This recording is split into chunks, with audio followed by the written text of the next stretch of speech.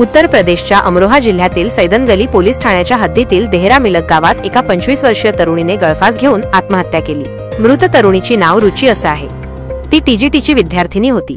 सध्या पोलीस या प्रकरणाचा तपास करत आहेत। ब्लॅकमेलिंगला कंटाळून 25 वर्षांच्या मुलीने हातावर सुसाईड नोट लिहून आपले जीवन संपवले। नोटमध्ये तिने काही तरुणांवर गंभीर आरोप केले आहेत। कागदावर लिहिलेली चिठ्ठी कोणीतरी फाडून टाकेल अशी भीती तिला वाटत होती, त्यामुळे तिने सुसाईड नोट हातावरच लिहिली। रुचीने आत्महत्या करण्यापूर्वी आपल्या हातावर सुसाईड नोट लिहिली आहे, ज्यात तिने गावातीलच तरुण अरुणला आपल्या मृत्यूसाठी जबाबदार धरले। काही दिवसांपूर्वी रुची एका मुलासोबत बाईकवरून जात होती। त्यावेळी गावातच राहणाऱ्या अरुणने तिला पाहिले।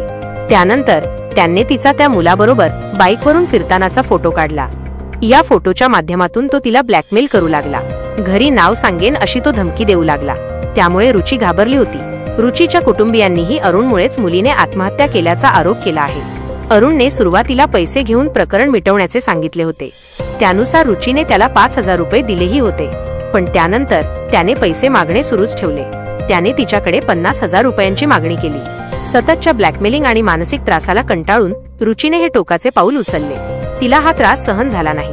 विद्यार्थिनीचा मृतदेह तिच्या घरात खोलीत गळफास लावलेल्या अवस्थेत आढळला। पोलिसांनी मृतदेह शवविच्छेदनासाठी पाठवला आहे।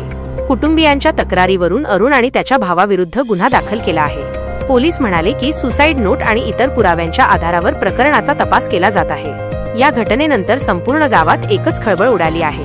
शिवाय हळहळ ही व्यक्त केली जात आहे।